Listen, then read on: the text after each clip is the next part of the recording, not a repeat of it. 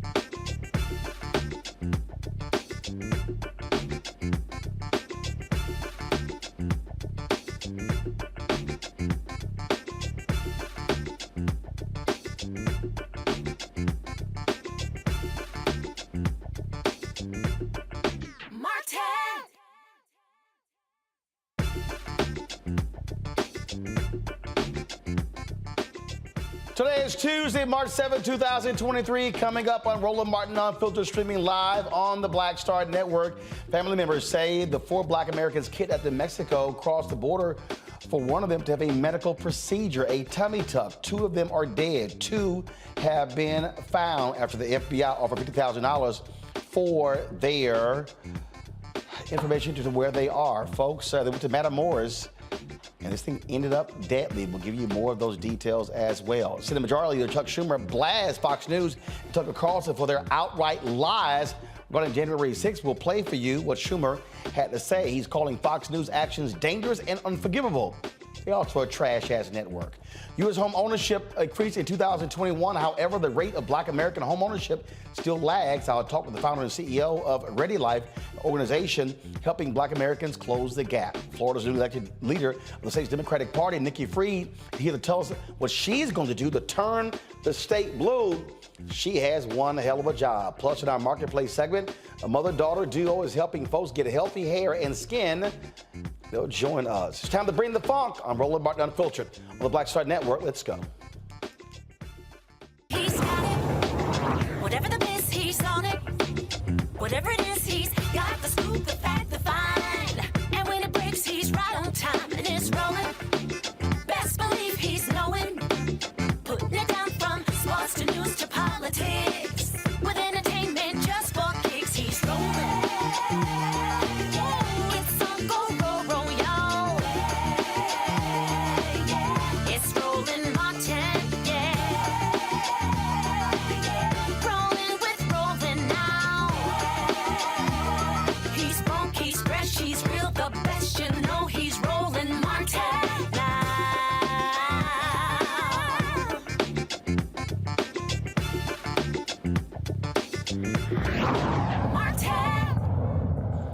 Two African Americans in Mexico are dead. 2 have been found. One is one of those found injured. They were kidnapped on Friday when they went there to Matamoros, where one of them was trying to get a tummy tuck.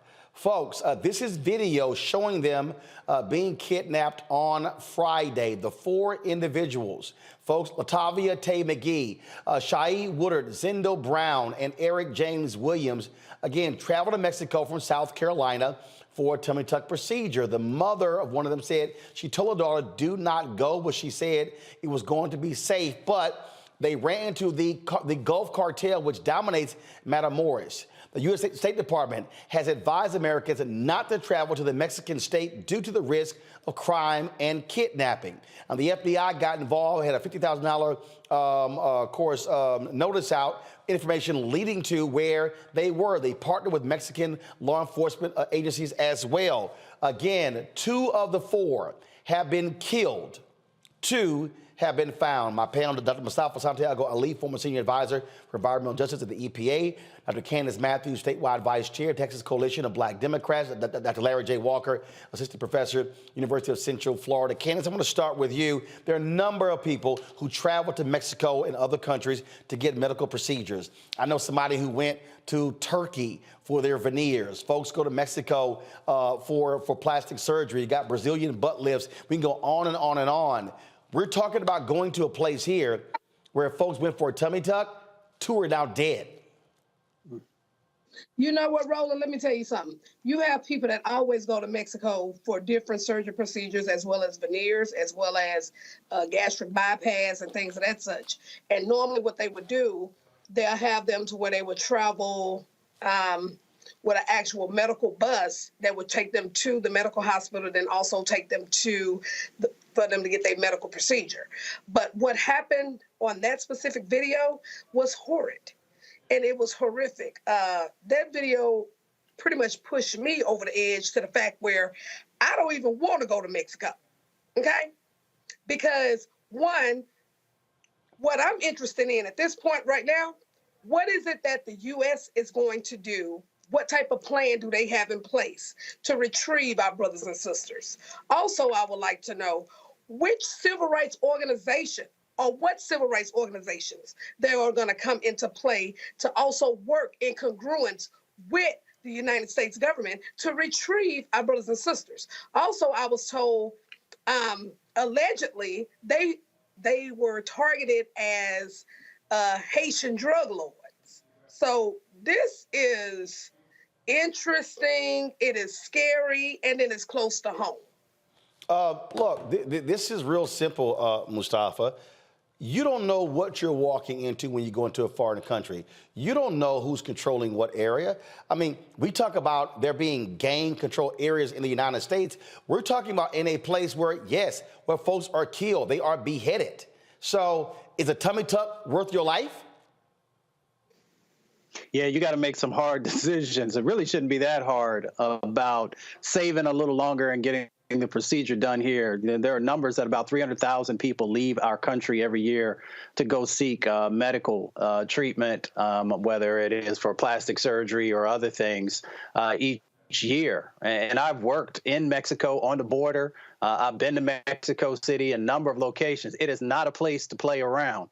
If you don't speak Spanish, and even if you do, you can find yourself in a really tough situation very quickly, because there are a lot of folks who get kidnapped and held for ransom. Unfortunately, we have these 2 of the 4 who lost their lives. So folks need to think really hard before deciding to go to Mexico or other countries that are unstable. You gotta remember that the cartels really play a significant role in running government there when you really understand from a foreign process of what's really happening in that space. Bottom line here, Larry, I will caution anybody, especially any African American, it is not worth your life to travel to Mexico for any type of surgery whatsoever. You had better be paying attention to the State Department, their travel advisors, know where to go, where not to go. And it's just, again, it can be very dangerous. And yes, you can lose your life in one of these areas. So first, I want to send my condolences to the 2 individuals that lost their lives. And so, Roland, you highlighted a point I think I want to make, and people to understand who are watching the program. People, if you're going out of the country, you need to check the State Department website in terms of any updates. And often, the State Department put out these warnings for countries, like you said, that you should not travel to. But secondly, travel into Mexico or, like you say, any other country for cosmetic surgery, it's not worth it. Particularly, like I said, all the challenges along along the border, and so like my colleague described in Mexico City and some other places. You have to be careful, and as Brother Mustafa said, if you speak the language, you still might find yourself in dire straits. So we need to make sure we use common sense here. And if the individuals were warned, if it was somebody in my family, I would tell them this is not in your best interest to go to get cosmetic surgery, and particularly, like I said, Mexico. But it costs 2 individuals their lives. 2 other individuals are permanently scarred, and then the family members have to deal with this tragedy for the rest of their lives. Indeed. So certainly our condolences. But folks, do not put your life, don't play Russian roulette with your life if you're running out trying to get one of these surgeries. I mean, this should be cautious, a caution flag to anybody who is thinking about this very issue. And so, again, it is a huge problem. We talk about people traveling places for medical procedures. We'll discuss that next right here on Roland Martin Unfiltered on the Blackstar Network.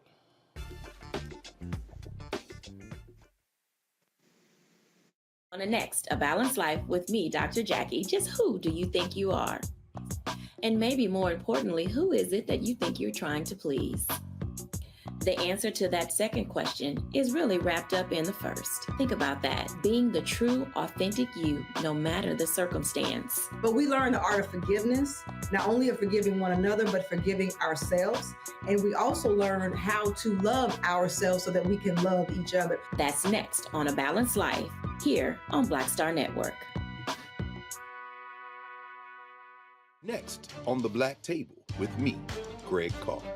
We featured the brand new work of Professor Angie Porter, which, simply put, is a revolutionary reframing of the African experience in this country. It's the one legal article everyone, and I mean everyone, should read.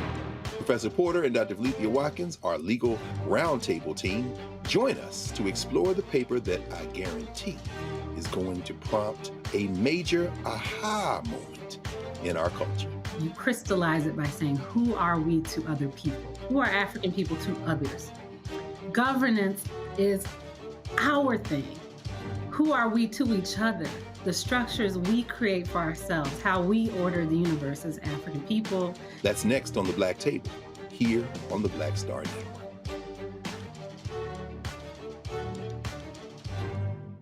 I'm Deborah Owens, America's Wealth Coach, and my new show, Get Wealthy, focuses on the things that your financial advisor and bank isn't telling you, but you absolutely need to know. So watch Get Wealthy on the Blackstar Network.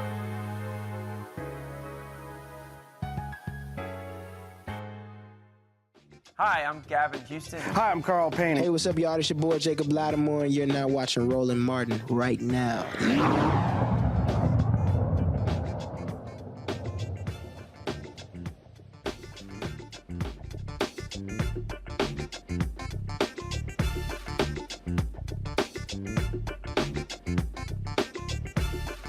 Patients Beyond Borders, an organization that helps find medical care in other countries, says up to 1 million U.S. citizens travel each year for medical procedures in other countries. For Americans, Mexico is the most popular destination. Patients can save up to 70% on procedures. Joining me now from Baltimore, Natasha Murphy, the Director of Public Health at Center for American Progress.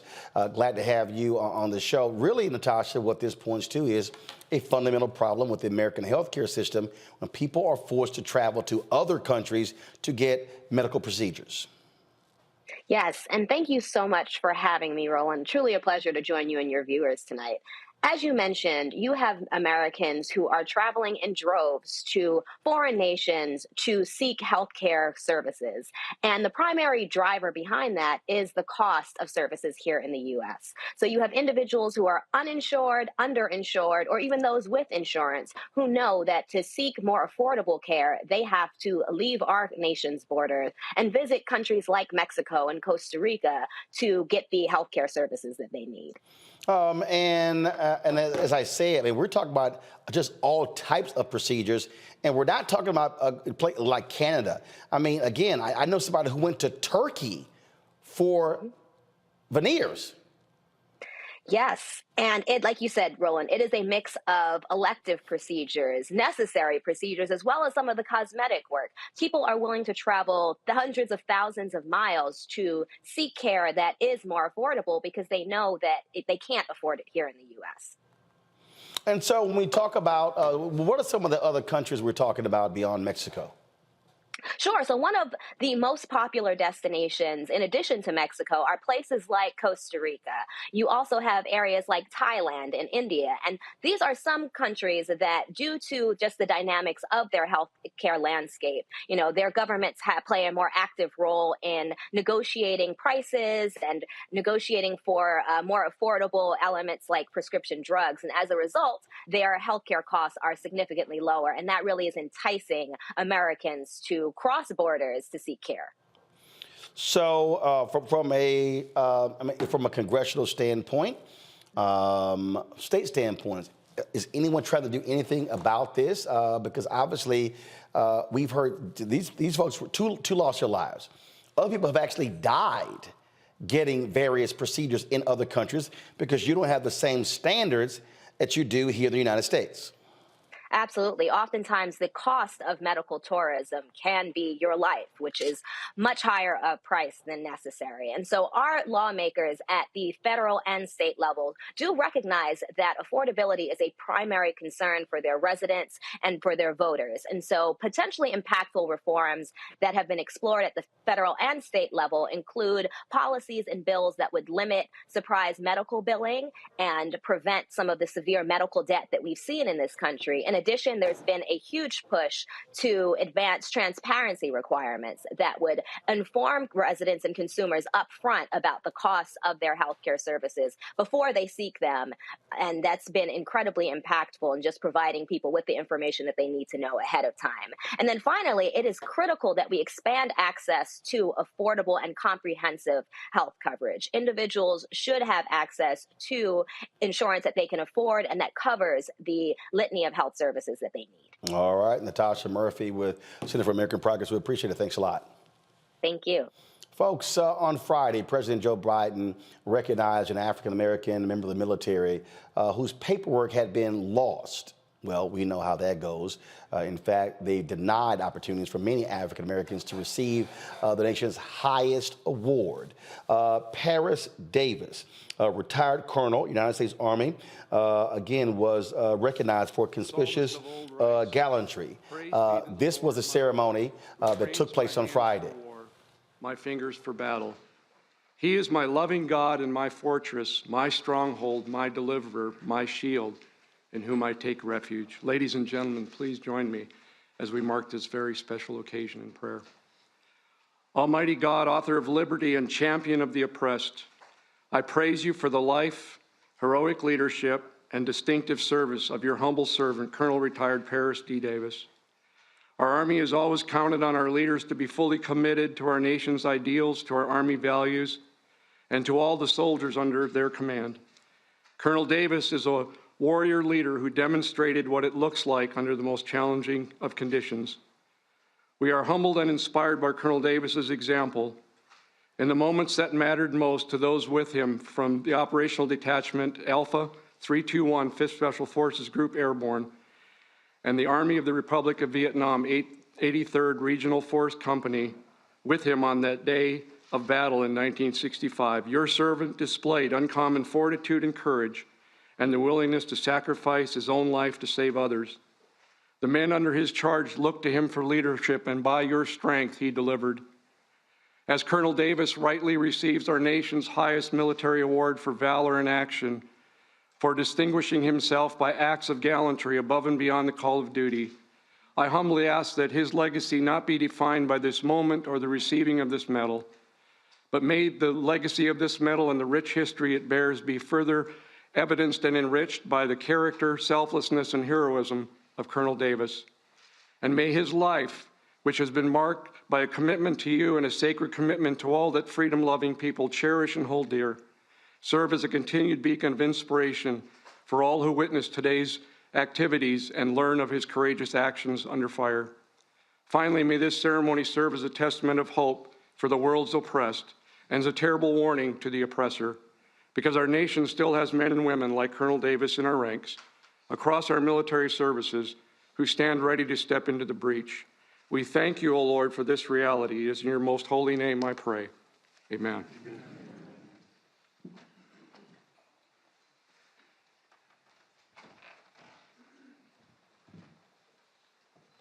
Please be seated.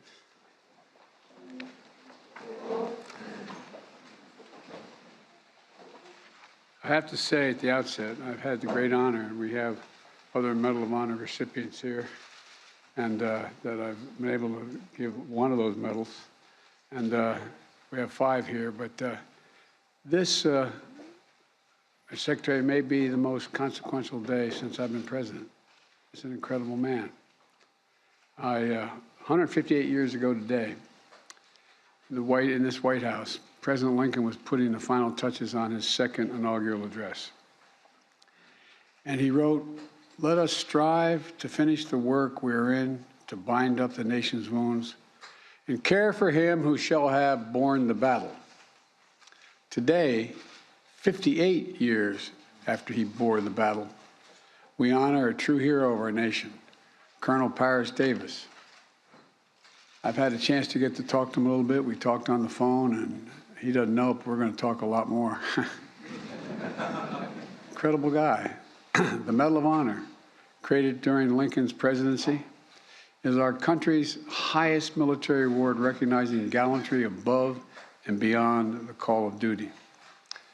That word gallantry, it's not much used these days, gallantry. But I can think of no better word to describe Paris, to describe you. I really can't. Gallantry. And everyone here feels exactly the same way. That includes Secretary Austin and Secretary McDonough and Secretary of the Army Wormuth and the Vice Chairman Grady and General McConville, Representative Byer. Where's Representative Byer? Thank you. Thank you for pushing this a little bit. Appreciate it. For joining us. A lot of these corporations or people that are running stuff push black people if they're doing a certain thing. What that does is it creates a butterfly effect of any young kid who, you know, wants to leave any situation they're in, and the only people they see are people that are doing this. So I gotta be a gangster, I gotta shoot, I gotta sell, I gotta do this in order to do it. And it just becomes a cycle. But when someone comes around and is making other, oh, we don't, you know, they don't want to push it or put money into it. So that's definitely something I'm trying to fix too, is just show there's other avenues. You don't gotta be a rapper, you don't gotta be a ball player, you can be a country singer, you can be an opera singer, you can be a damn whatever, you know? Showing the different avenues, and that is possible, and it's hard for people to realize it's possible until someone does it.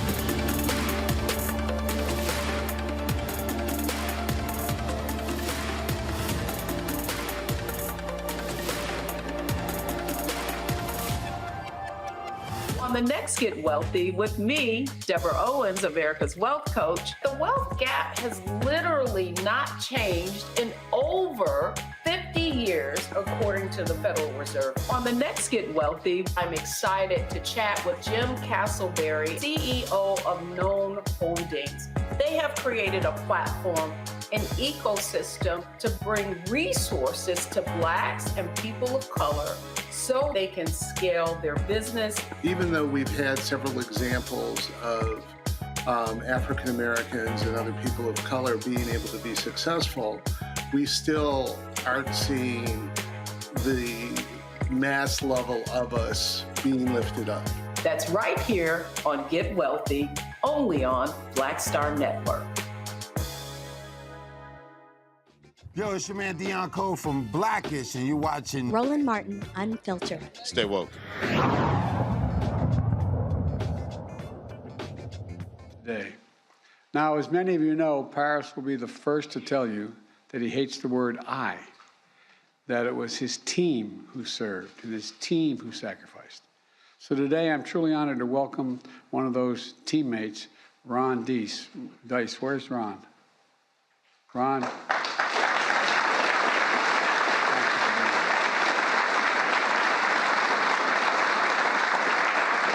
He was the airborne spotter for that team, and it was only a few days ago, right?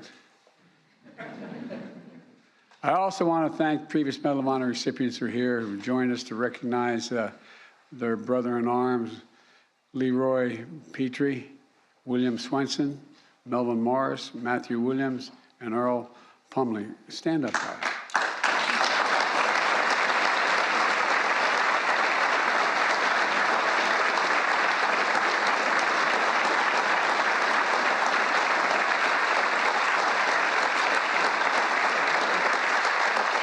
You're looking at courage in the flesh. And finally, Reagan Stephanie Paris, you already know this, but your dad was a hero, but he didn't have to win this medal for you to know that. You knew it all along. You really did, didn't you, when you were kids? You knew growing up. And, you know, and like you, I wish your brother Christopher was still with us to see your dad's finally recognize his story. You know, it's a story that didn't just begin in the Vietnamese village 58 years ago. Instead, picture Paris in 1956, the son of a Midwestern foundry worker, starting his first year at Southern University in the heart of Louisiana. The college football team quickly noticed that Paris had the grit and the guts it needed on the team. So before long, Paris not only joined the team, but he was named All-American before us. He's a very slow learner, this guy.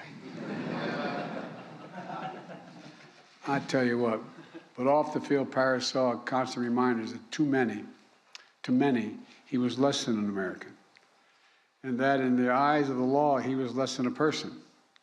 Signs on bars that read whites only. Seats on buses were off limits for African Americans. Schools, streets, shops divided by segregation. Paris endured all of this and still chose to join his college ROTC unit, volunteering to serve a country that in many places still refused to serve people who looked like him. Right away, it was clear that Paris was a born warrior. He became an Army Ranger.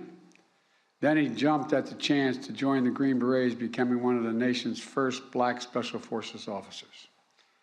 Paris liked the Green Berets because they were elite.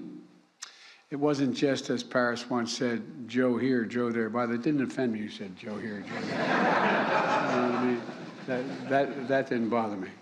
But But the Green Berets, like our country then, weren't free from discrimination either. People pulled Paris aside to warn him, are you sure you want to join?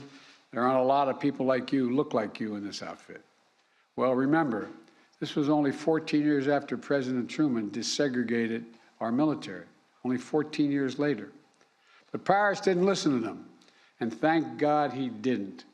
Paris helped write the history of our nation. And this year, we celebrate the 75th anniversary of our first fully integrated armed forces, and name Paris Davis will still stand alongside the nation's pioneering heroes. You know, in the early hours of June 18th, 1965, and his then Captain Davis, and his team with 3 of the Green Berets were wrapping up a job well done. And together, they just finished a 10-mile march through the night to support a company of South Vietnamese soldiers on their first combat mission, a raid against the Viet Cong, thick in the jungle of Bong Song. The raid was a success. But as the sun began to rise, the men heard that haunting sound ring out. A bugle, a sure sign of a counterattack. Within minutes, the jungle lit up with enemy fire. Hundreds of Viet Cong began to swarm Captain Davis and his team, pinning them down in a rice paddy with no cover. Captain Davis rallied his team to fight back. Getting so close to the enemy, he was battling them hand to hand. Hours, this is the part that stuns me, hours into that fight, Captain suddenly heard a sound worse than the bugle, his teammate crying out for help. His team sergeant had been shot badly in his foot and his leg, trapping him in the middle of the paddy. And it got worse. On the far side of the field, his weapons specialist was stuck in a cesspit after being temporarily knocked out by shrapnel. You know, and even further beyond him was his medic, who had been shot in the head. Captain Davis realized he was the last American standing. Without hesitation, he yelled, "I'm coming for you. I'm coming for you." He called in friendly fire and gave a little bit of cover to run out and rescue his team. On his first attempt to get to Team Sergeant, Captain Davis was shot in the arm and had to turn back. Captain Davis waited for another window and sprinted back out again. But his team sergeant was stuck. Captain Davis couldn't fully break him free before he had to return to cover. He didn't give up, though. That's not the Green Beret way. For his third time, as enemy fire rained down on him, he ran out. Captain Davis freed his team sergeant, threw him over his shoulder, and started carrying up the hill to safety. Captain Davis got about halfway up the hill before a bullet pierced his leg. Then, in front of him, another Green Beret sergeant who had just arrived to the battle to reinforce the team was shot in the chest and now needed to be rescued as well. Captain Davis limped up the hill with his team sergeant on his shoulder. He'd been fighting for around 10 hours, but Captain Davis didn't hesitate. He went back down the hill to retrieve the reinforcement who had been just shot in the chest, all 240 pounds of him.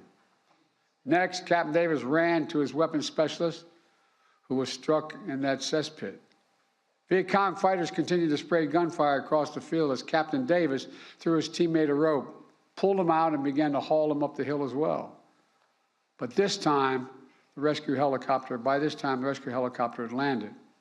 Captain Davis' commander gave him a direct order, "Get on board." Davis' response was just as direct. "Sir," he said, "I'm just not going to leave. I still have an American out there." Unsure if he was still alive, Captain Davis began to plan how he would get his medic. Just the day before, the medic had found out he was the good news. He was a new father. His wife had given birth to their first child. Captain Davis was going to give him a chance to see his baby boy. He pinpointed the medic's position and began crawling toward him, with gunfire and grenades still exploding around him. When he got there, the medic, still alive, asked him, "Am I going to die? Am I going to die?" Captain Davis said, "Not before me." Still fending off the Viet Cong assailants, Captain Davis hauled his medic up the hill. And nearly 20 hours later, after that bugle first rang, Captain Davis had saved each one of his fellow Americans. Every single one. Just as the story of Paris Davis did not begin on June 18, 1965, it does not end there either. Captain Davis went on to become Colonel Davis, serving more than 25 years in our military and earning a PhD on top of that. He received the Silver Star, the Bronze Star, the Air Medal, the Purple Heart. And even after he hung up his uniform, the captain continued to serve the community, founding the Metro Herald, a newspaper that focused on his local community and civil rights issues. I wish I could say that this story of Paris' sacrifice on that day in 1965 was fully recognized and rewarded immediately. But sadly, we know they weren't. At the time Captain Davis returned from war, the country was still battling segregation. He returned from Vietnam to experience some of his fellow soldiers crossing the other side of the street when they saw him in America. And although the men who were with him on that June day immediately nominated Captain Davis to receive the Medal of Honor, somehow the paperwork was never processed. Not just once, but twice. But you know what Captain Davis said after learning he would finally receive the Medal of Honor? Quote, "America was behind me. America was behind me." He never lost faith, which I find astounding. He never stopped believing in the founding vision of our nation, the vision that Lincoln kept alive 158 years ago, and a vision Paris fought to defend 58 years ago. This vision for a more perfect union, one where all women and men are created equal. You know, we're the most unique nation in the world. We're the only nation founded on an idea. Every other nation is founded based on a philosophy, based on ethnicity, religion, whatever, an idea. It's captured in, we hold these truths to be self-evident, that all men and women are created equal, endowed by their Creator with certain inalienable rights, life, liberty. We've never fully lived up to it, but we've never walked away from it. This is evidence we're still not going to walk away from it. Look, folks, we never ever walked away from our troops who dare all and give all to our nation. Paris, you are everything this medal means. I mean everything this medal means. And look, you're everything our generation aspired to be. You're everything our nation. Horrific scene, a white nationalist rally that descended into deadly violence. White people are losing their damn minds. As an angry pro-Trump mob storms the U.S. Capitol, we've seen shooting. We're about to see the rise of what I call white minority resistance. We have seen white folks in this country who simply cannot tolerate black folks voting. I think what we're seeing is the inevitable result of violent denial. This is part of American history. Every time that people of color have made progress, whether real or symbolic, there has been what Carol Anderson at Emory University calls white rage as a backlash. This is the rise of the Proud Boys and the Boogaloo Boys. America, there's going to be more of this. Here's all the Proud Boys, guys. This country is getting increasingly racist in its behaviors and its attitudes because of the fear of white people. The fear that they're taking our jobs, they're taking our resources, they're taking our women. This is white fear.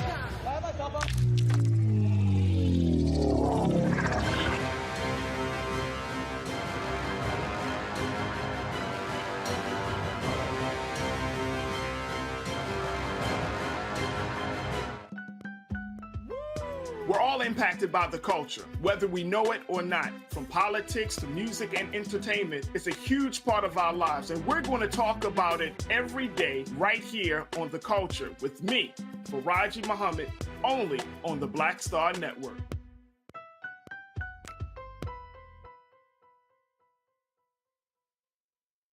What's up, y'all? I'm Will Packer. Hello, I'm Bishop T.D.J. What up, Lana Well, and you are watching Roland Martin Unfiltered. Best. Brave and big-hearted, determined and devoted, selfless and steadfast. American. American. Now, at long last, it's my great honor to ask Lieutenant Colonel Rowe to read the citation.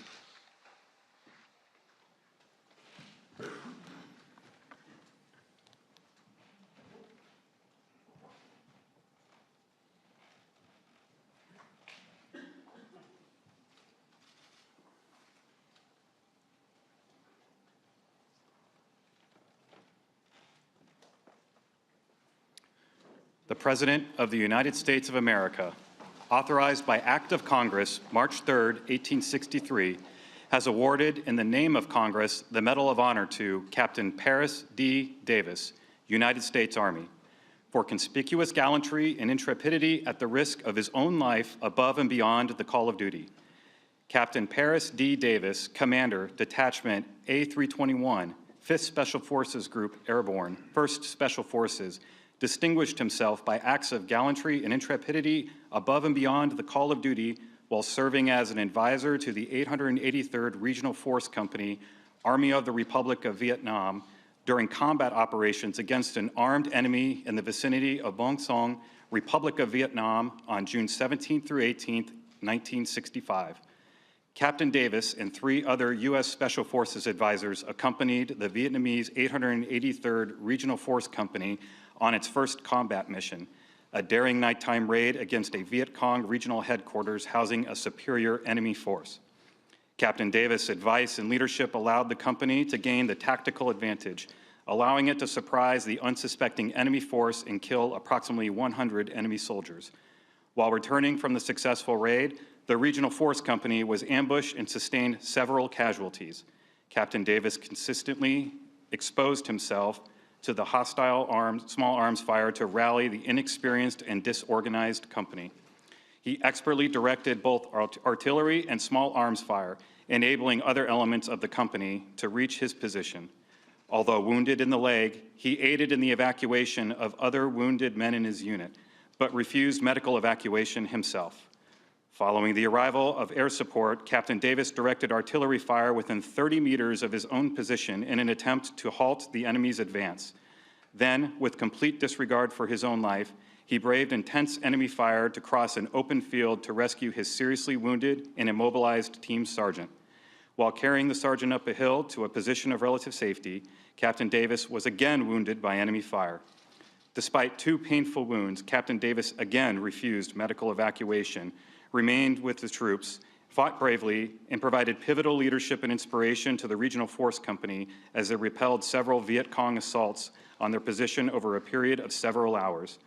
When friendly reinforcements finally arrived, Captain Davis again refused medical evacuation until he had recovered an U.S. advisor under his command who had been wounded during the initial ambush and presumed dead. While personally recovering the wounded soldier, he found him severely wounded but still clinging to life. Captain Davis directed the helicopter extraction of his wounded colleague, not leaving the battlefield himself until after all friendly forces were recovered or medically evacuated. Captain Davis' heroism and selflessness, above and beyond the call of duty at the risk of his own life, are in keeping with the highest traditions of military service and reflect great credit upon himself, his unit, and the United States Army.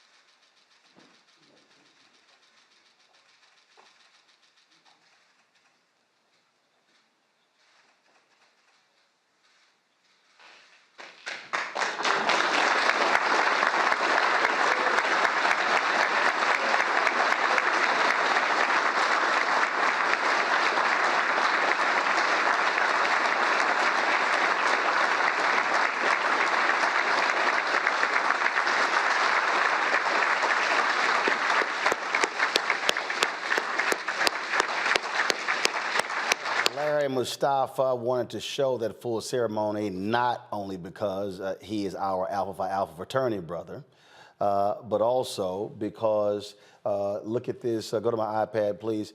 This is what is shameful, Larry. He was immediately recommended for the Medal of Honor, but the paperwork was lost twice. This man is 83 years old. he could have become an ancestor and never gotten this recognition. And this is the reality of the racism that we face. And the reality is there have been a couple of others that President Biden has honored that have been, that were delayed in receiving the highest honor because of racism in the U.S. military. Yeah, you know, it's interesting because when listening to this story, and I had a chance to watch it live, is I'm reminded of all these movies that I see, all these military movies that I see, but many of them don't depict these kind of experiences for African Americans that risk their lives multiple times on the battlefront and save the lives of their comrades. And Roland, you're right. It's tragic that when we talk about this history of racism, and then all of our family and friends who've served any honorably served in the U.S. military, this particular story is tragic. As you said, he could have very well have not been honored while he was still among us. So I'm glad, give a shout out to President Biden and the White House for honoring him. It's decades too late. And unfortunately, this is a story we hear too many times in terms of African Americans that have fought for this country and been brave in terms of the level of bravery, but not be recognized at that time. So hopefully we're hoping the military has evolved and changed over the years. And congratulations to the colonel, well-deserved. And as you said, I'm proud. He makes me proud to be an Alpha man.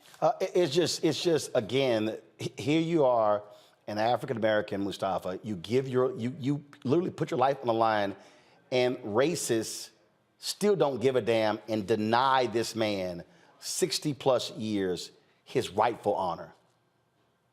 Yeah, it's amazing the things that Black soldiers have had to go through. And, first of all, it is an honor that he was finally recognized for his service and dedication to our country. It's interesting when you look at how many people have received the Medal of Honor. There have been 3,516. And out of those, only 95 have been African American. So when you look at the percentage of the folks from our communities who have actually won the award, it's about 3%, even though we know that we show up in huge numbers to defend our country. I grew up, my stepfather actually was shot twice in Vietnam and never received the Purple Heart or any other medals for his service. So I know that, it is still real that there are men who are out there who have never been recognized for their dedication to our country. But I want to thank President Biden for trying to do what he can to rectify, the disproportionality that comes with honoring our veterans. Candace. Our Black veterans. Candace, go ahead. Okay, and you know what? I'm just going to say this. Kudos to President Biden for doing what's right. I really appreciate that. But I'm also saddened because racism has raised its ugly head once again. Because Captain Paris was supposed to got this award. And then all of a sudden you saying that they lost the paperwork twice? We know that's a damn lie. You didn't want to give this man an award who defended his country over a country who don't give a damn about him. And I'm just going to be straight up about it. But at the end of the day, I'm glad that he was able to get it, because at the end of the day, he can rest well knowing that his work wasn't done in vain. No, absolutely. Folks, this is, again, it boggles the mind, but it really doesn't.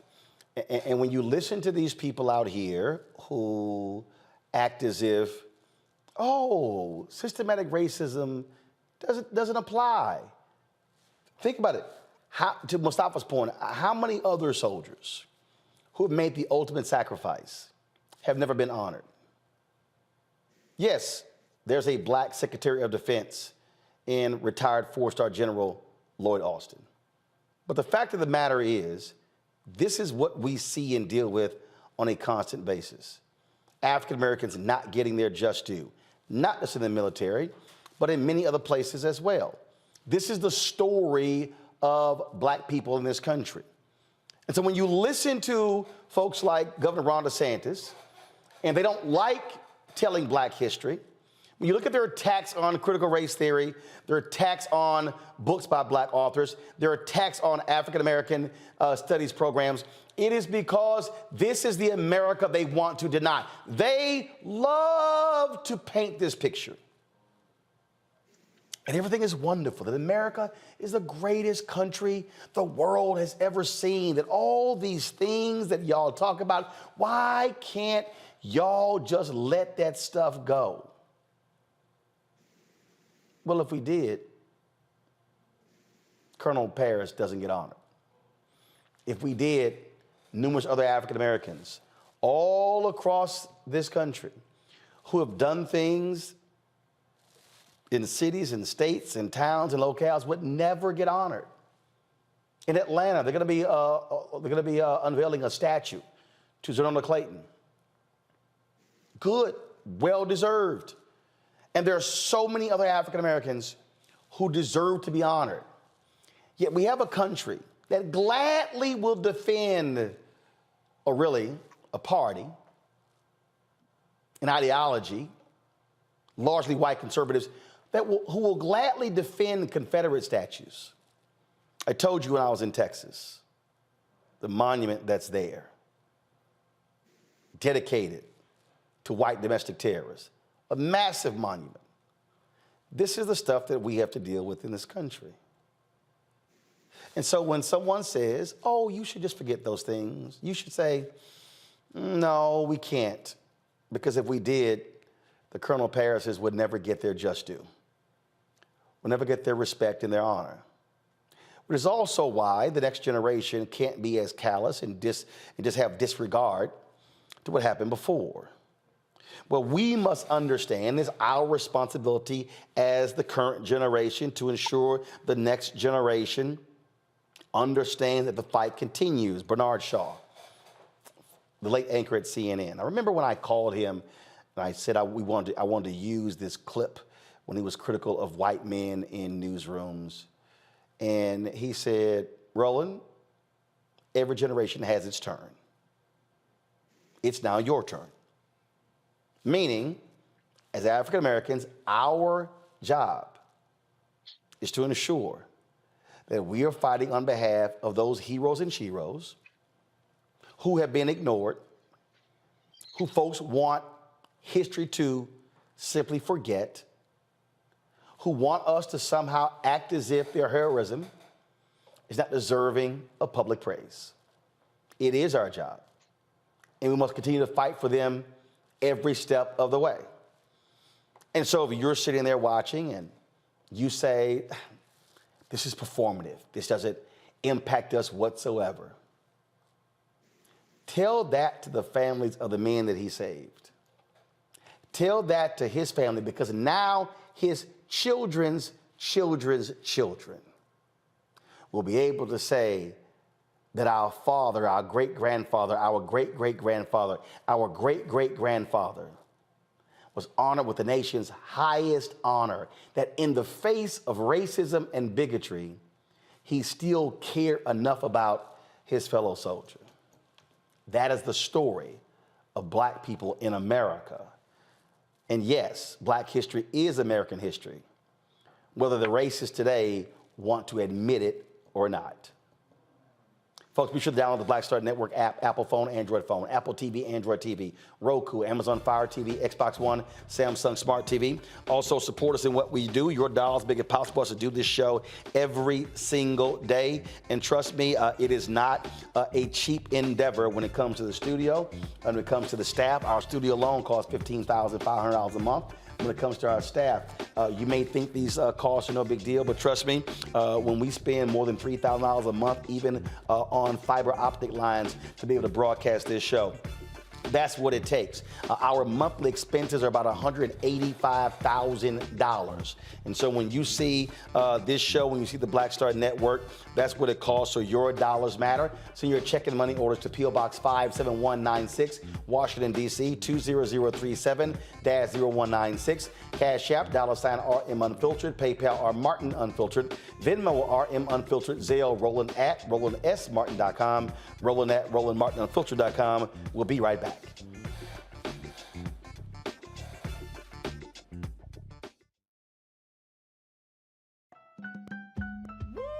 We're all impacted by the culture, whether we know it or not. From politics to music and entertainment, it's a huge part of our lives, and we're going to talk about it every day right here on The Culture with me, Faraji Muhammad, only on the Blackstar Network.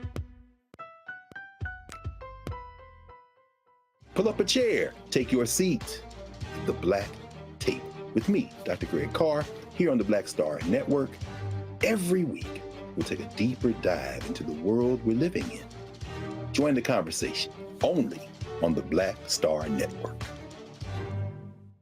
When you talk about blackness and what happens in black culture, we're about covering these things that matter to us, speaking to our issues and concerns. This is a genuine people-powered movement. There's a lot of stuff that we're not getting. You get it, and you spread the word. We wish to plead our own cause.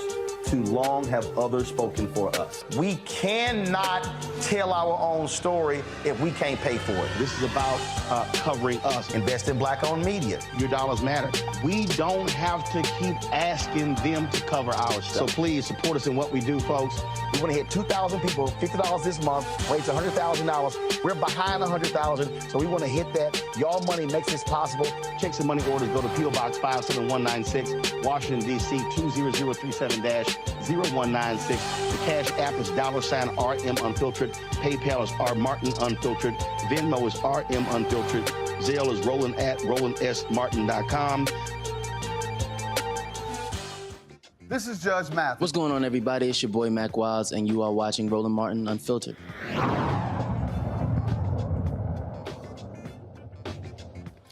I don't even know why we continue to call Fox News Fox News. They are not a news organization. They are an absolute propaganda machine. Now, if you want any further evidence, last night, white nationalist Tucker Carlson literally said this about what took place on January 6th. 3 weeks ago, thanks to the new Republican Speaker's office, we gained access to thousands of hours of surveillance video that help answer that question. The January 6th committee had access to this very same tape and watched much of it. But as we're about to show you, committee members lied about what they saw and then hid the evidence from the public as well as from January 6th criminal defendants and their lawyers. That is unforgivable. Whatever you think of Speaker Kevin McCarthy, he rectified that crime, and we are grateful that he did. Before we show you the tape, a few words on the process. Our producers had unfettered access to the Capitol surveillance video. Neither the Speaker's office nor our bosses at Fox News interfered in any way with our investigation. Of the 40,000 or so hours of tape, most of it turned out to be irrelevant, static shots of empty rooms, in some cases far from the Capitol itself.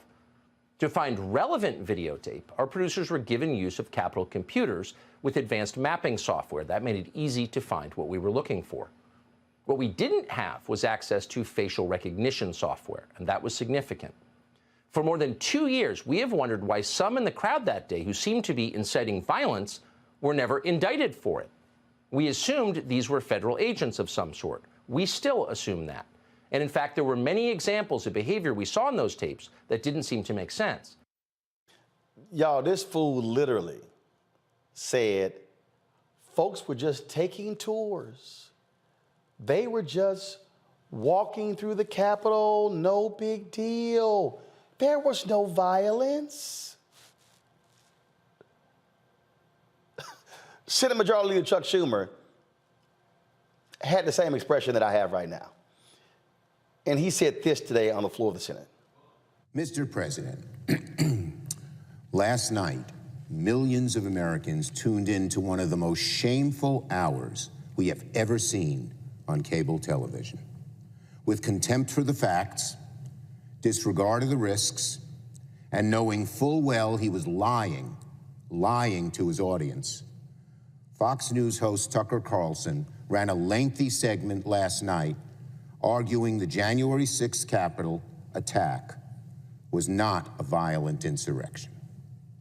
By diving deep into the waters of conspiracy and cherry-picking from thousands of hours of security footage, Mr. Carlson told the bold-faced lie that the Capitol attack, which we all saw with our own eyes, was somehow not an attack at all. He tried to argue it was nothing more than a peaceful sightseeing tour. Can you imagine?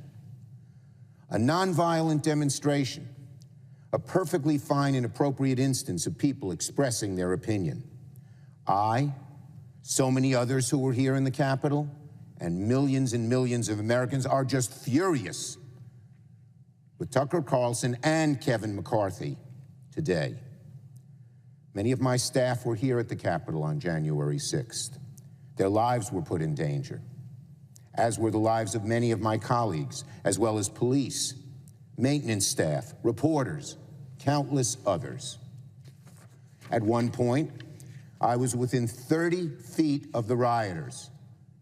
One of them, I was told, shouted out, "Let's get him," before my detail pulled me away and we ran in the other direction.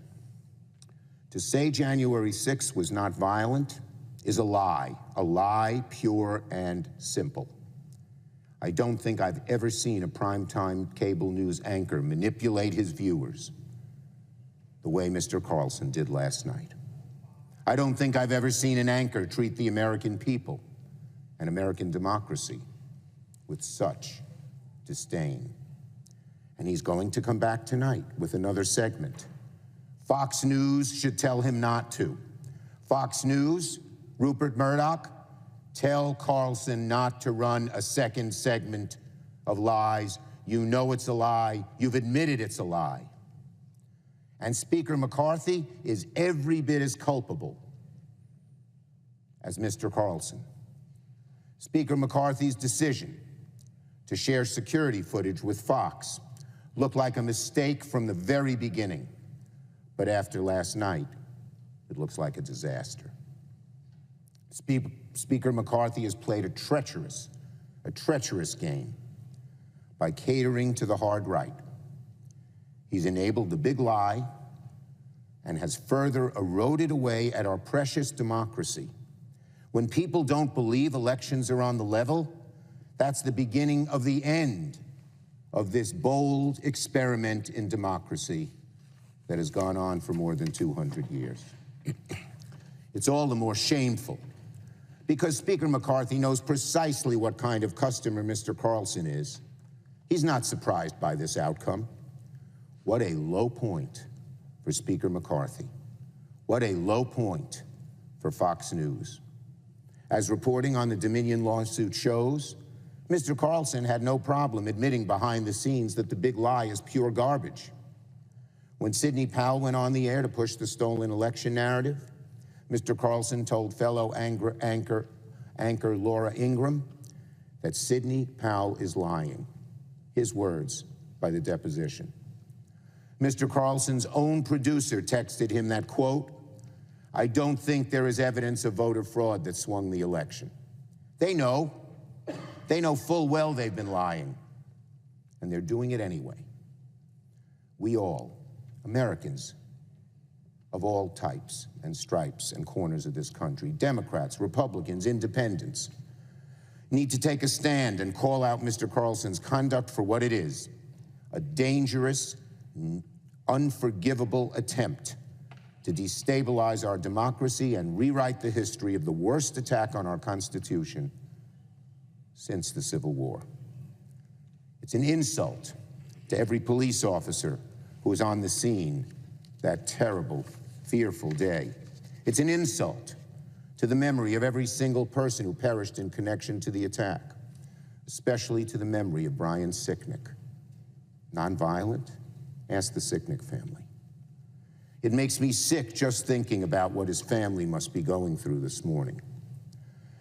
And it's an insult to everyone who cares about our democracy and wishes to preserve the dream of our founders in our day, in our age. I hope every member of this chamber will call out Fox and Mr. Carlson for defending the insurrectionists. And again, I am disappointed and angered in Speaker McCarthy's decision to share sensitive security footage with Mr. Carlson. Speaker McCarthy was here that day. He knows what actually happened. His staff and members suffered like everyone else, but he chose cheap political expediency over truth and preservation of democracy. I condemn Mr. Carlson for siding with the enemies of democracy. I strongly condemn Speaker McCarthy's actions and fiercely oppose his decision to share this footage with Carlson. I urge Fox News to order Carlson to cease propagating the big lie on his network and to level with their viewers about the truth behind the efforts to mislead the public. Conduct like theirs is just asking for another January 6th to happen. Bottom line here, Mustafa, we are dealing with a shameful organization that purposely lies to people. Shame on Rupert Murdoch, shame on Fox News CEO Suzanne Scott, and every single one of the executives. We now know they were afraid of their audience for telling the truth and calling Arizona for Joe Biden. These people are despicable, and you have no leadership to let this man, Tucker Carlson, go on a show and lie. Let me tell you something right now. I got 5 shows on the Blackstar Network. If any host of mine on the Blackstar Network did a show and purposely lied, I would tell them, you're either going to apologize or you're fired. Yeah, and and that's the way that it has to be, because folks can't have confidence in the information that's being shared if we don't have that higher standard that folks who are sharing important information have to live by. But we know that Fox News is all about erasure. It's about erasure of truth. It's about erasure of the impacts that are happening. It is about the erasure and then the rebuilding of narratives, if you will. And we know that Tucker Carlson right now is doing a CYA set of actions, because both Fox News and himself know that they're in trouble with the Dominion case that's currently going on. So we understand these dynamics, but we also got to ask the question, where's the FCC and where are others in pushing accountability? Well, first of all, the FCC has no jurisdiction here because this is a cable network. They only regulate broadcast. Yeah, that is correct. I guess it comes down to each and every one of us also making sure there's accountability. For those folks who are sponsors on these shows that are pushing these false narratives, we got to make sure that we are not supporting them, or we're reaching out to them and letting them know that we will no longer utilize our dollars with them if they continue to support this misinformation that is continuing to be pumped, because it is dangerous and it does nothing to help our country.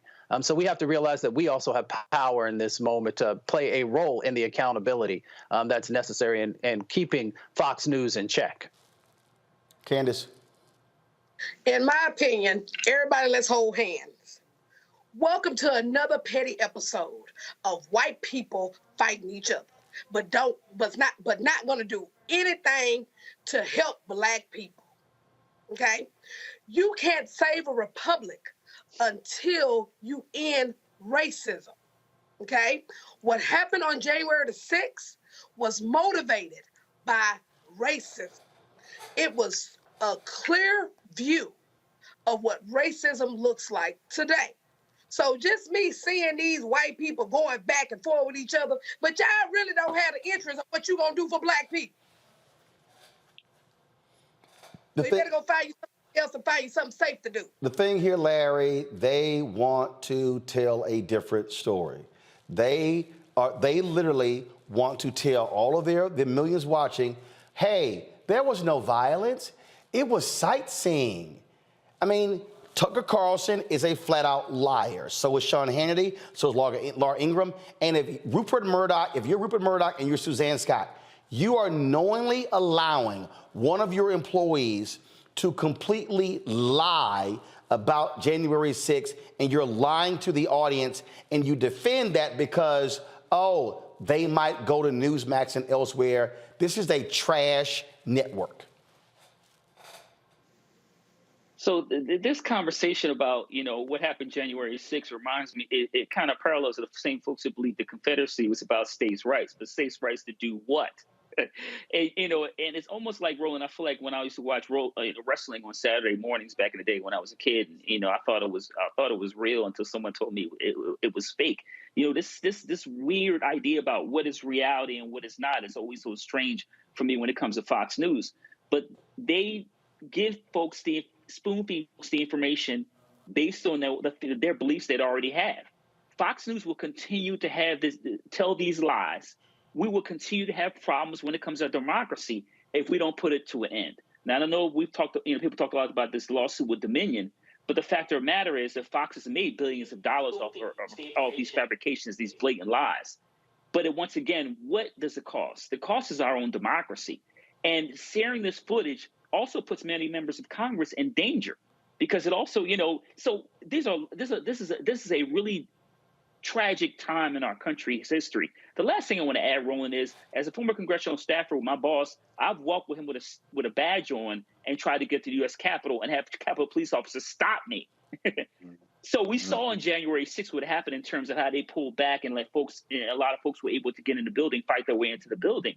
But the idea of that, how in terms of a country, we just allow folks to get away with this and some people in this country not willing to do anything about it is tragic. And once you say we never put Fox News, we have to put this to an end. At the end of the day, folks, this is a lying network. They don't believe in truth. They don't believe in honesty. They will allow their people to go on the air, purposely lie in order to keep making money. When y'all see people come on this show, people like, oh my God, Roland, you were too tough on Philip. You were too tough on the sister who was pro-life. This is very simple. I do not allow people to come on this show and lie. And if you lie, Republican, Democrat, black, white, don't matter, I'm going to stop you, I'm going to check you, and I'm going to gut you. Because what I cannot allow is for my audience, this is when you have respect for the audience. I cannot allow any person watching or listening to this show to hear something and go, well, Roland never said anything. He didn't push back, so therefore it must be true. In the case of Fox, and I'm not going to call them Fox News, in the case of Fox, Suzanne Scott, the CEO, Rupert Murdoch, Lachlan Murdoch, his son, they are purposely allowing their on-air talent to go on the air and lie to the public, to knowingly lie. They are sanctioning it because they want to keep making money. They do not want to lose conservative viewers to Newsmax or One American News or the rest of these other conservative outlets. When you sacrifice the truth, how dare you challenge anybody else when it comes to being honest and having integrity? Fox News has literally no integrity, no morals, no values, no conviction. All they care about is money. And we must call it for what it is. Got to go to break. We come back. We'll talk black home ownership and what is being done to close the gap. We've never had black home ownership above 50%. My next guests believe they can help make that happen. You're watching Roland Martin Unfiltered on the Blackstar Network. Back in a moment. A lot of these corporations or people that are running stuff push black people if they're doing a certain thing. What that does is it creates a butterfly effect of any young kid who, wants to leave any situation they're in, and the only people they see are people that are doing this. So I gotta be a gangster, I gotta shoot, I gotta sell, I gotta do this in order to do it. And it just becomes a cycle. But when someone comes around and is making we don't, they don't want to push it or put money into it. So that's definitely something I'm trying to fix too, is just show there's other avenues. You don't gotta be a rapper, you don't gotta be a ball player, you can be a country singer, you can be an opera singer, you can be a damn whatever, showing the different avenues. And that is possible, and it's hard for people to realize it's possible until someone does it.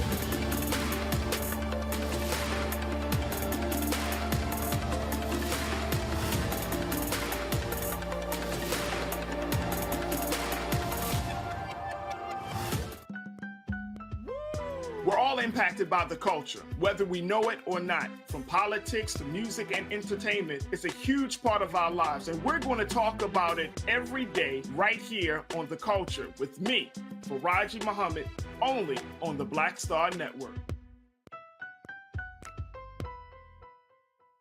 On the next, A Balanced Life with me, Dr. Jackie, just who do you think you are?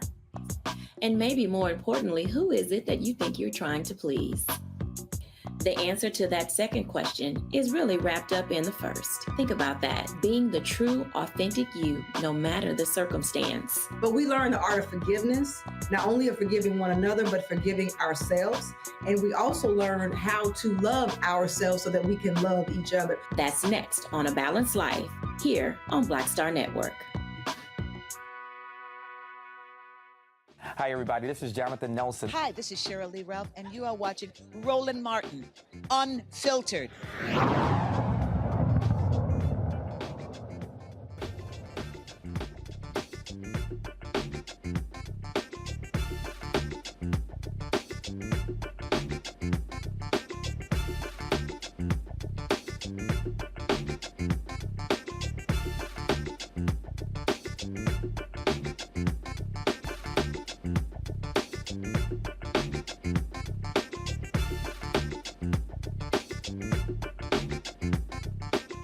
Folks, the black-white home ownership rate in this country is at its widest gap in more than a decade. The national rate for home ownership is 65.5%. For African Americans, it is 44%.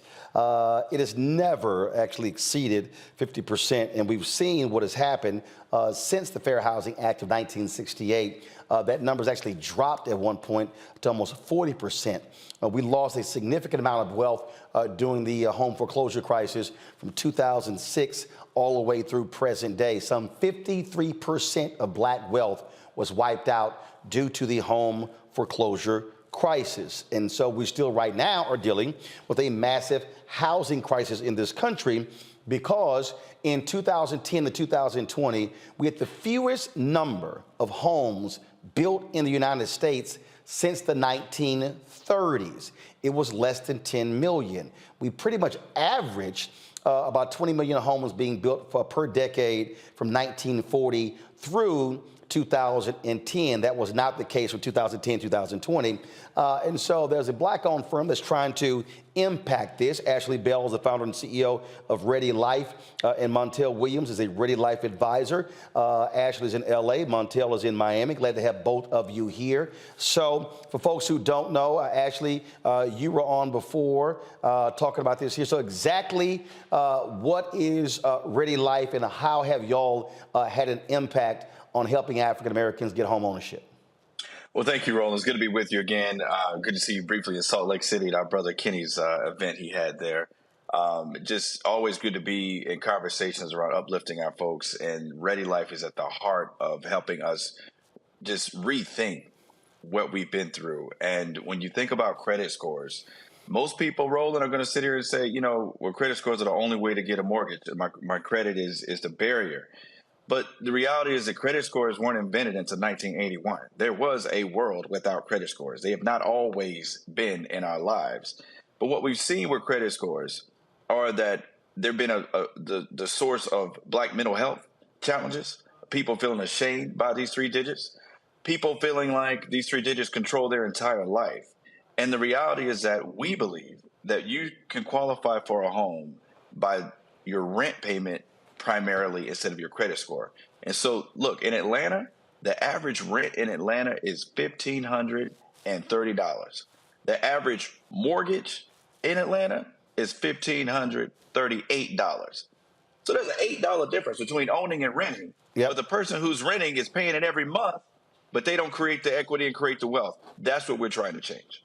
Montel, what people have to understand, we had all of these banks complaining about toxic assets. We all remember 2007, 2008, and that whole period. When we bailed them out, shored up their bottom lines, they held onto those homes, then sold them to private equity. So part of the reason why we're in a housing crunch today is because private equity owns so many homes, and they're forcing people to rent. To Ashley's point, I mean, there are people who literally are paying more money to rent than it costs to actually have a mortgage. And you would think that policymakers will be trying their best to make some changes to get folks to own, because when people own, they actually have a different mentality about their street, their neighbor, their street, their block, their neighborhood. Absolutely right. I mean, and you just said it, policymakers have determined that maybe it's not time for us to be as equitable as we think we're trying to be as a nation. And what we're trying to do is make sure that they keep more people who have been marginalized, keep us marginalized. But I think that that's where you got to give a big shout out to Ashley and to Ms. King for forming a group like this, which is going to allow so many more people to have a touch of that American dream, or a bite at that American dream. Ashley, what is your capacity? So first of all, for folks who don't understand how real life works, how many people are you hoping to assist each year, and explain exactly the process in terms of them, paying, how you're helping them actually own the home? So here's what we do. You can go to ReadyLife.com. You can go on the Apple Store or Android Store right now. Download the Ready Life app. Our goal is to be where you bank with us. And so we underwrite you based off of data of how you spend. So take your credit score and replace that with, you're buying gas, buying groceries, but most importantly, buying rent. How you manage cash flow is more important. If you pay your rent on time, you should be able to own a home. If your mortgage payment is equal to or less than your rent payment, we believe that you have the credit necessary to own a home. So we see you paying it because you do it through our app. You bank with us. We take that data, and then ultimately we'll be able to fund your mortgage between 6 and 9 months of data. Now, for people with bad credit, it's too many people paying these companies $59.99 a month to do credit repair and get stuff removed off your credit report. We don't cost you anything. We just take the data that you're already using and use it to your advantage. And by doing that, we're able to process you for a loan. And it's going to be in areas where there's CRA credits, because the banks need to buy credits, Consumer Reinvestment Act credits. So we're able to ultimately take these loans, and we're still going to sell them back to the banks. The difference is we take a risk on people who are renters. And then once we prove that you can pay your mortgage, then the banks will come buy the paper. But our job is to take the risk that they want. How many folks you think you'll be helping your first year? I think we'll get into a couple of thousand. I think we're going to have some target markets where the market is good. I think, if you look at, Atlanta, Houston, Dallas, Miami, places like that, the market is not as bad. People are able to, where rent and mortgages are the same. If you live in a city where rent and mortgages per square foot are the same, we're a good product for you.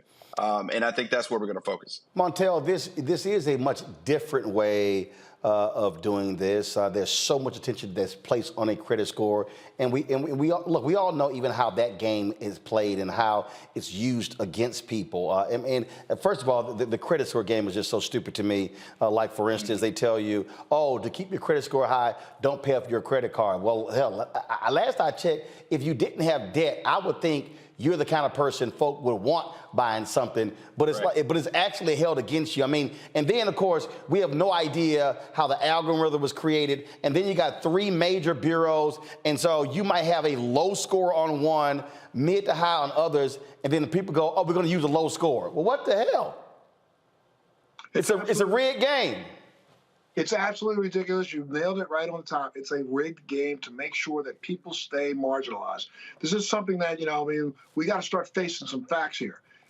As we look at America these days, we're looking at a nation that everybody's afraid of what Black people may achieve or may not achieve, and we only represent right now 11% of this country. So that means that 9 out of 10 people in this country are not Black.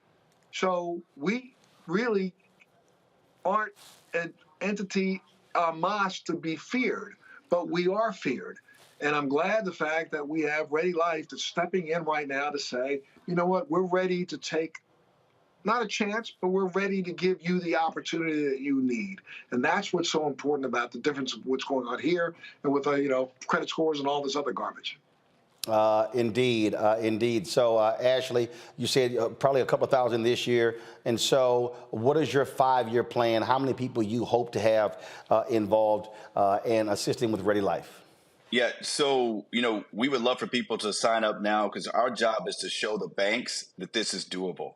So ultimately, the system is only going to work once we can prove to the banks what we already believe, that someone who pays their rent on time is going to pay their mortgage on time. So we're going to fund the first mortgages, and then eventually we're going to sell them to the banks. And once the banks realize that, hey, you're right, These renters are going to pay on time. Then we'll open up an entirely new marketplace, and we won't be the only ones doing it. You'll see what normally happens in America. Once you prove you can do something, everybody jumps in the game. But that's what we want. I want to have the competition. I want more people out here offering credit scoreless mortgages because, to your point, the average age of the first black homeowner is 48 years old in this country. You're 48 years old before you buy your first home if you're black in America. You sign a 30-year mortgage, but you die at 75, which means that your mortgage is still due and you still owe debt by the time you die at 75. We're trying to take that down a decade. So not only do we want to get mortgages out the door, we want to make the mortgage borrower younger. So if you're out there right now, you got a college student who's paying rent, they should be paying it through Ready, because the moment they get out of college and they get their first job, they can own a home at 28 instead of 48. That is how you create wealth. Get that starter home, sell it, roll it into another home. So about 48, they're sitting on hundreds of thousands of dollars of equity so they can start a business, take care of their family, do whatever they need to do to take care of mom and dad. That can't happen if you're not buying a home until 48. We got to get the age younger. Share it with your college students, with your young people. Indeed, because I bought my home 1999. It was $122,000. The last appraisal was appraised at $325,000. I paid it off in 2008. My parents lived there. My sister and her daughter used to live there. So there were 3 generations of my family living in the house that was paid off. So they've been able to live, and their economics are impacted by not having to pay rent or pay a mortgage. So that's also how home ownership works. So even though I'm not there, they still are able to benefit from it. That's how, again, we are able to impact when we actually own, as opposed to always being in a position to rent. Ash, that appraisal that you talked about, you got to understand that right now in this day and age in America, just because you are the owner, your appraisal probably came in about 15 to 20% lower than someone who's comparable house in a white neighborhood. Yep, absolutely, absolutely. And trust me, for the last 4 years, they've been blowing up my phone with text messages and calls asking, do I want to sell in cash? And I'm like, nope, leave me the hell alone, because mom and dad doing just fine there. Ashley Bell, Montel Williams, we certainly appreciate it. Thanks a lot, gentlemen. Thanks you, brother. All right, got to go to the break. We'll be back. Roland Martin Unfiltered on the Blackstar Network. YouTube, folks, hit that like button. We should easily be over 1,000 likes. Share button on Facebook. Same thing on our Blackstar Network app. And don't forget, download our app. We're trying to get to 100,000 downloads real fast, folks. We've crossed the 1 million threshold on YouTube. Let's have 1 million downloads of the Blackstar Network app. Apple phone, Android phone, Apple TV, Android TV, Roku, Amazon Fire TV, Xbox One, Samsung Smart TV. Watch us on Amazon News. You pull up Amazon Fire, you can see us streaming live 24 hours. If you have Alexa, all you got to say is, Alexa, play news from Blackstar Network, and our content will be played right there. Don't forget, support us in what we do as well. Your check and money orders, go to P.O. Box 57196, Washington, D.C. 20037-0196. Cash App, $RM Unfiltered. PayPal, R Martin Unfiltered. Venmo is RM Unfiltered. Zelle is Roland at RolandSMartin.com. Roland at RolandMartinUnfiltered.com. And don't forget to get a copy of my book, White Fear, How the Browning of America is Making White Folks Lose Their Minds. Get it at available bookstores. Download it on Audible. We'll be right back. Folks, Blackstar Network is here. Hold no punches. I'm real revolutionary right now. Support this man, Black Media. He makes sure that our stories are told. Thank you for being the voice of Black America, Roland. Stay black. I love y'all. All momentum we have now, we have to keep this going. The video looks phenomenal. See, there's a difference between Blackstar Network and black-owned media and something like CNN. You can't be black-owned media and be scared. It's time to be smart. Bring your eyeballs home. You dig?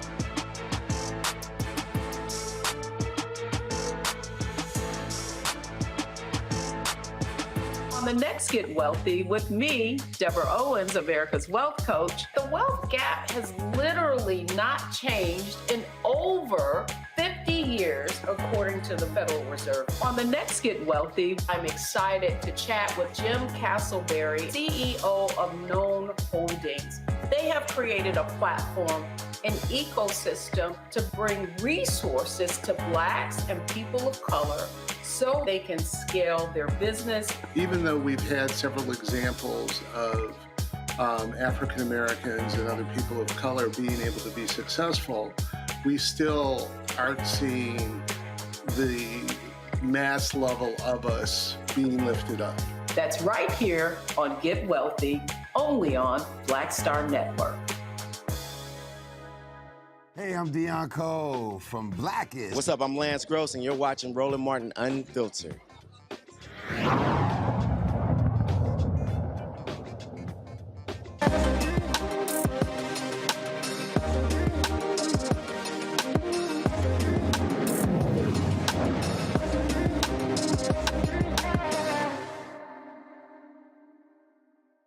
Caused her hair loss. A gun there spent months testing a variety of oils, butters, and creams to Eloria and her mother, Eugenia, to help Eloria's hair grow back. After finding nothing that worked, the teen entrepreneur and mother created a line of products to help other Black girls and women maintain their hair while undergoing chemotherapy and other treatments.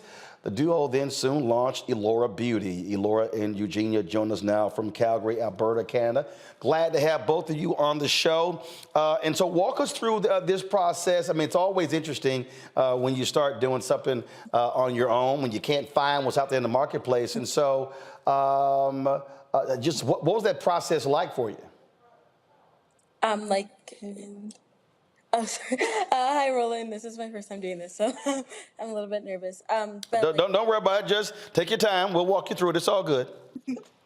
Okay, so when you're talking about what was the process like, do you mean with the disease itself, or? No, in terms of y'all just deciding, like, whose idea was to say, hey, all right, let's do our own hair care product company. And then how did you start putting together, start making calls and going through all of the machinations to build a business? So that will be me, Roland. Hi. So when Eliora lost her hair, we tried products out there to kind of help with the growth. But at the time, Eliora was 8 and she had been out of school for about a couple of months. So she was nervous going back to school without any hair, and we're kind of desperate to find something that would work quickly. So I just started to experiment with, oils and butters that we had at home. And they started working. The hair started growing out thicker and, healthier with more density. And then, a couple of friends who knew what the process was when she lost her hair started asking about it. So we spent a whole year, giving it out to friends and families just to see if the result would be the same. And by the second year, we decided to have an official launch. And at that time, I was still making it at home, small scale. But now we've kind of grown it to, having a co-packer down in Quebec, handling all the production. And, that's where we are now. So for both of you, did you have any experience in running a business and working in a hair care business prior to this? I do have another business, a cookie business, but with a hair care, no. It was just born out of a need, I would say. We needed something, and that was how we started, really. And so now how do y'all divvy up duties? Who does what? She tries to, I do all the formulation and dealing with the chemist and dealing with the lab. So she handles the social media. Market it and stuff like that, making videos to post. Yeah. All right, so how do y'all settle disagreements? Sounds like there are at times disagreements. Yeah, just mother telling daughter what to do, I guess. Come on now, okay, first of all, what are y'all titles? Are you co-CEOs? How do y'all work that out? Yes, co-founders, both of us co-founders, yeah. So she goes to all the, vendor events, and she gets to talk to people, and I kind of handle the more intense consultation, telling people how to take care of their hair, basically. So she handles she's the face. So she's prettier than I am, so she's the face. All right, so when y'all having disagreements and you disagree with Mama, how do you handle that? We pull that in. We pull that in. Go ahead. That's when Dad comes in. I think the only disagreement we've had, really, or we have, is just time management. Yeah. She gets tired sometimes of going for trade shows and having to sit all day and talk to people. Yeah, and then I go, well, it says Eliora Beauty, not Eugenia Beauty, so you have to be there. I think it's just like balancing between being able to like market the product and then also with like other stuff I have going on, like school or just like extracurriculars. So sometimes there isn't like there aren't enough videos to post on the Instagram. So that's kind of where we start to have an argument about need to do more videos and stuff like this. How old are you? I'm 15. Okay, you're 15. And so when your mom is arguing with you, not enough videos, do you say, well, why don't you go shoot some videos then? Well, usually I say that like my sister can help shoot videos because she really likes to make videos too. Like she's learned how to do it now. So usually that's I'm like, well, Ketro can also make some videos. So that's usually how it goes. But then she's like, but you're like the face of the brand and stuff like that. So it's kind of like a back and forth. Yeah. Gotcha. Questions for my panel. Candace, you're first. Well, first of all, congratulations. I am so excited to hear about this. So my question is, what did you all do to get the actual product to help with Black women edges? Because you know that's a problem that we have because we were wearing those freestyle braids, you know, and getting a perm and trying to get the braids at the same time. And took our edges out. So tell me, what product that you all put together to help with Black women edges? So that's actually one of our best sellers, and it's the Edge Booster, we call it. So we have two variations of that, and that actually works for the edges. So we have people with really, really thin edges, and they use it for months, and they come back and they say this actually works. And one of the things that I would say that really helps the Black hair will be texture. So we needed something that will make the hair more manageable, and that's where the hair mask and the leave-in conditioner comes in. You know, because we have specific butters and oils that actually went into that to help to make the hair more manageable, you know, to reduce the amount of tears, particularly for children on, you know, wash days. Mustafa. Yeah, I got to ask the question for the fellas. Do you also have products that, you know, can help our hair as well? So for the hair, I guess the same products that work for the ladies will work for the men as well. Yeah, but like for beards and stuff, we have like conditioner, shampoo, and a beard serum. Larry, you don't have a need for their products, but you still have a question. Well, I got the beard. So they said some serum for the beard. So I can check out the beard products, but the hair products, we do have. Those days are gone. So my question is testimonials. So I know Roland talked about your story in the background, and if you could talk about what you're hearing, particularly from Black women, because we know it's the challenges Black women in hair in our society. Can you talk about the testimonials you heard from people to use your products? We have a whole lot, I have to say, and that's what makes it really fulfilling. We have photos on Instagram with, comments and text messages from mothers who have tried the product with before and after photos saying, this was how it was when I started using it, and it's been a month, this is what I have now. And we have moms usually or clients take photos of day 1 and day 30 just to be sure that they too can actually see how far their hair has come. We get customers sometimes to take photos of the shedding that they have when they wash their hairs before they start to use our products, and then take shedding of the photos after they use our product. That way they can compare and see how healthy the hair is in between using our products. All right, then. All right. So you have these products here. And so, are you looking to add more products down the line? Yes, based on customer feedback, yes, we are planning. So what we have right now is basically hair growth. The products we have right now were formulated based on the problems we're having at the time. So these are just engineered towards hair growth. We have had people who have thinning hair, and they've talked about, we need something that'll make our hair thicker, more density.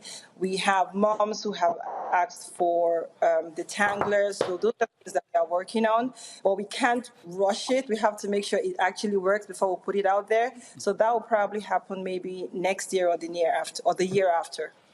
All right, but also, so what is this Chin Chin Crunchy Cookie Snack that was in the package?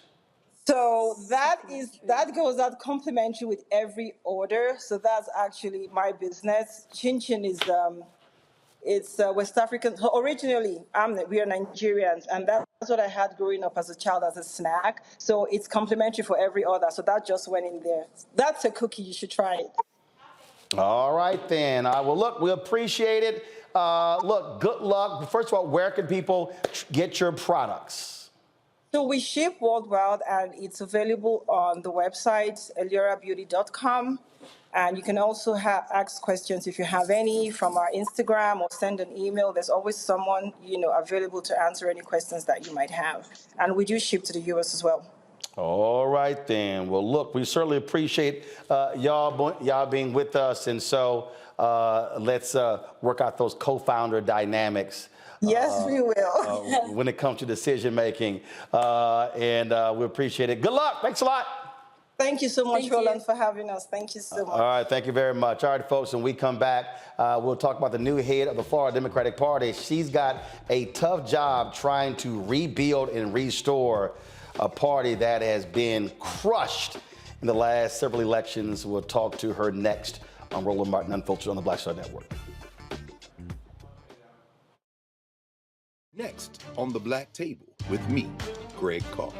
We featured the brand new work of Professor Angie Porter, which, simply put, is a revolutionary reframing of the African experience in this country. It's the one legal article everyone, and I mean everyone, should read. Professor Porter and Dr. Valencia Watkins, our legal roundtable team, join us to explore the paper that I guarantee is going to prompt a major aha moment in our culture. You crystallize it by saying, who are we to other people? Who are African people to others? Governance is our thing. Who are we to each other? The structures we create for ourselves, how we order the universe as African people. That's next on The Black Table, here on the Blackstar Network.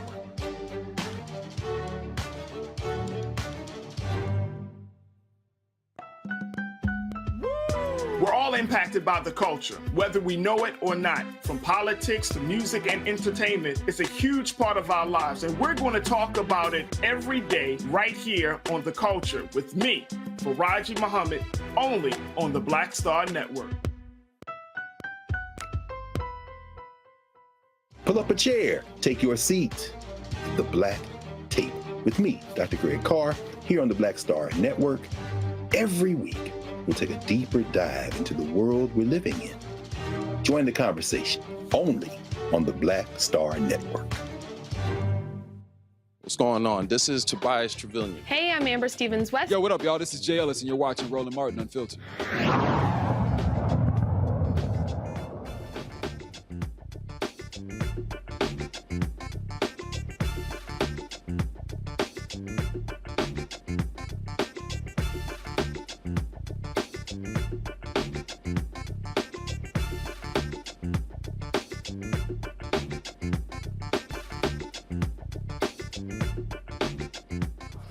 All right, folks, Democrats in Florida have suffered a whole lot the last several different elections. Remember, it was Andrew Goodman who, first of all, oh my God, 30,000 votes. 30,000 votes. That's all he lost by to Ron DeSantis, Andrew Gillum. But of course, DeSantis, we now see what happens when he's governor of Florida. Then, of course, you have Trump winning Florida. Republicans have been crushing Democrats across the state. It is a party that is in disrepair, unorganized, you name it. People have said all kinds of different things. My next guest, her job is to try to rebuild it. Nikki Fried has a very tough task at hand. She's the new head, Florida Democratic Party. Nikki, glad to have you back on the show. You would have arguably, I say, a tougher job trying to restore your Democratic Party in Florida than President Biden has leading America.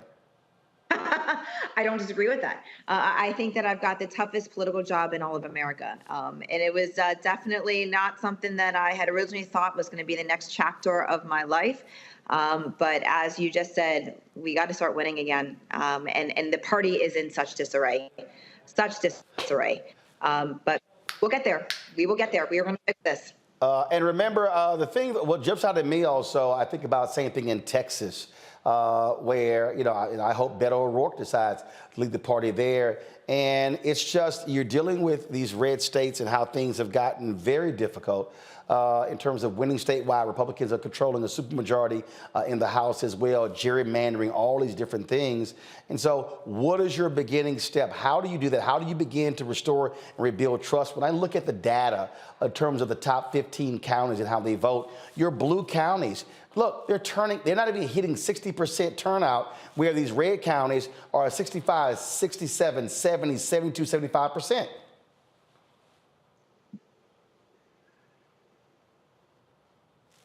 Nikki? I just lose.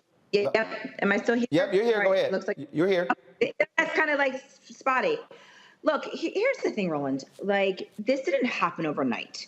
As you know, I was the last statewide elected Democrat. I ran out with Andrew in 2018 and was able to win that election cycle. But this has been 30 years in the making. We haven't had a Democratic governor since 1994. And so what we are going to have to do now is, you're right, is completely rebuild. Rebuilding how we talk to our voters, how we deal with voter engagement, how we organize, how we communicate, how we fundraise. And so when I walked in on day one, which is now a week and 2 days, to look underneath the hood and to realize that so much is not here. Everything from fundraising to comms to how we register voters to how we make sure we have year-round organizing. And unfortunately, we every single election cycle have kept blaming this particular election cycle on whatever it is, instead of doing that self-analysis. Like, Roland, I'm not saying that Ron DeSantis won by 19 points. The Democrats lost by 19 points. And so we've got to make sure we are doing the right self-evaluation. And I just, and I apologize for being a little late today, but you know where I was? I was sitting down with our House leader, Fentress Driscoll, who is the first Black female to lead our Florida House. And so we were just talking, and that kind of conversation never used to happen with the head of the party, with our leadership in the House and the Senate. So already in week one, we are doing this differently. We are hearing from all across the state that people haven't heard from Democrats in Florida in 4 years, besides me as our Commissioner of Agriculture and a member of the Florida Cabinet. But now we're going to be lifting up diverse voices. We're going to be doing rapid responses. We're going to make sure that if we've got something going on in Florida, that we've got somebody who is directly connected to you and saying, this is our messaging from coming out in Florida. Who can you have on your show tonight to talk about what's happening in our state today? And this is what needs to happen, that Democrats need to learn how to fight back, and most importantly, also to be able to talk about the issues that are actually impacting the people every single day, not this culture war BS that DeSantis is pulling off. He's leaving our state to run for president, and we are going to be the ones who are going to be suffering from this radical agenda that doesn't gel with the everyday Floridians who can't afford their rent, who can't afford their property insurance, who can't afford, to even pay for gas and food on their plates, because the cost of living in our state has become so astronomical under this governor, and he doesn't care. Questions from our panel. Larry, you're there in Florida. I am, professor at UCF. So, question is, we talk about the Democratic Party. Roland already highlighted you did in terms of being bulldozed, right? We've just some serious challenges for Democrats. And when you look at the state's demographics, is in the third largest state and one of the most diverse states in the country. And I'm wondering, and congratulations on your new election, if you plan on, in terms of, you talk about issues that people care about, talk about the kitchen table, are you planning on doing some kind of listening tour? I know you have to work on getting the Democratic Party organized and differences in the party, but what do you plan on doing in terms of a listening tour and going throughout the state, listening to voters and figuring out how not only can have a stronger platform, but also in terms of recruiting even more people from minoritized backgrounds. 100%. You know, I'm thinking things through very, very differently than we have thought before. You know, first of all, yes, you can't, the car can't run if the tires aren't even on. And so first things first is I've got to put the tires back onto the car.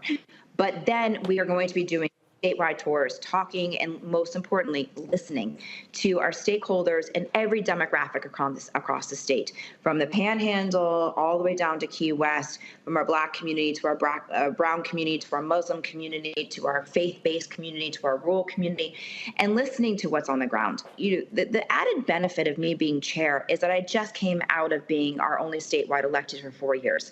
I just came out of running for governor of our state. So I have been doing a listening tour when I was running for governor to hear that. But it's going to be important that we're bringing those diverse voices into the party. So we are thinking through differently of creating a kitchen cabinet, of bringing back different diverse voices, making sure that there's a line item in our budget for community engagement year-round in all of our minority communities, making sure that we've got funding that's going towards our Black-owned radio and TV and print, and making sure that we are putting ourselves into positions that, one, we are listening, but we're showing up. You know, how many times have I heard from our pastors across the state, why do Democrats only come to our churches right before election time? That ends. We're putting together a faith council. I keep hearing from our youth, we don't have a seat at the table. You keep, discarding our youth and the next generation. We're creating a youth council. We're going to be able to start looking at things differently, because coming again from an elected's perspective, I know what needs to get done on the ground. We just didn't have people that are willing to roll up their sleeves and stop the internal fighting.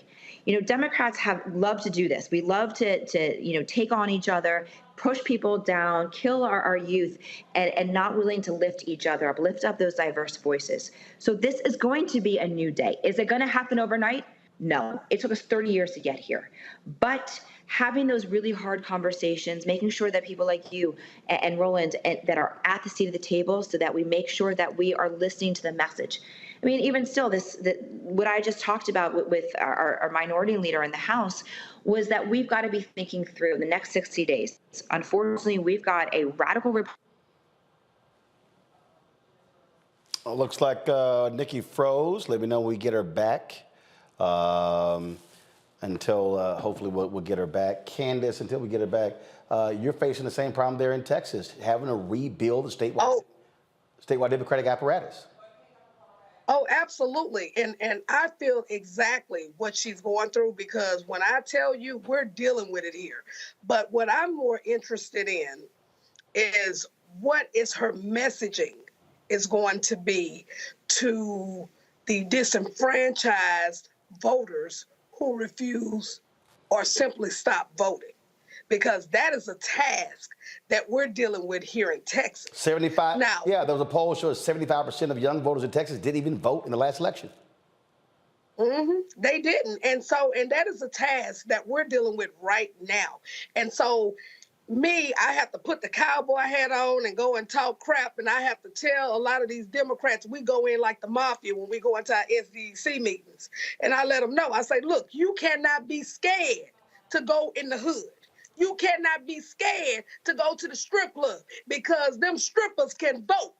You can't think you two better to go into the trap houses to get them to come out to vote. But you have to have the proper messaging in order for those people to respond. That's the key. Mustafa, 45 seconds, real quick, your take. We got to make sure that we're strengthening that Democratic base with the messaging that's necessary. But the other part of it, too, is that there are about, I forget what the number is, 4.4 million folks who are non-affiliated. How are they going to make sure that they're also engaging with those folks to win them over to the Democratic Party?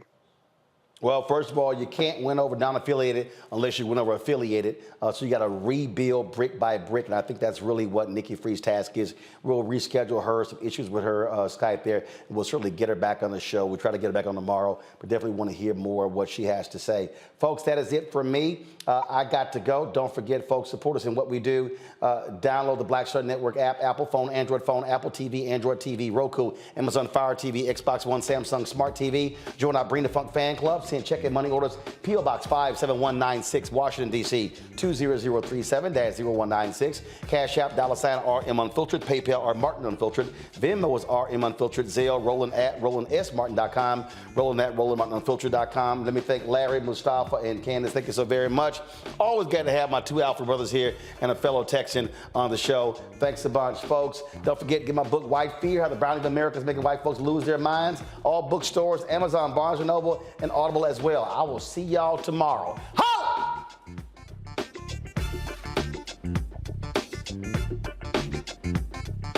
Folks, Blackstar Network is here. Hold no punches. I'm real revolutionary right now. Support this man, Black Media. He makes sure that our stories are told.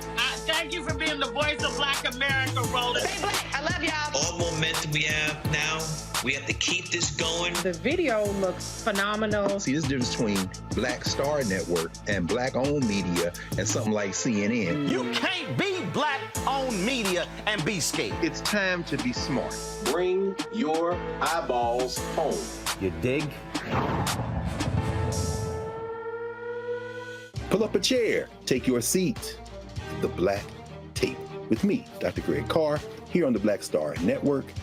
Every week, we'll take a deeper dive into the world we're living in. Join the conversation only on the Blackstar Network. Hi, I'm Dr. Jackie Hood Martin, and I have a question for you. Ever feel as if your life is teetering and the weight and pressure of the world is consistently on your shoulders? Well, let me tell you, living a balanced life isn't easy. Join me each Tuesday on Blackstar Network for A Balanced Life with Dr. Jackie. We're all impacted by the culture, whether we know it or not. From politics to music and entertainment, it's a huge part of our lives, and we're going to talk about it every day right here on The Culture with me, Faraji Muhammad, only on the Blackstar Network. I'm Deborah Owens, America's Wealth Coach, and my new show, Get Wealthy, focuses on the things that your financial advisor and bank isn't telling you, but you absolutely need to know. So watch Get Wealthy on the Blackstar Network.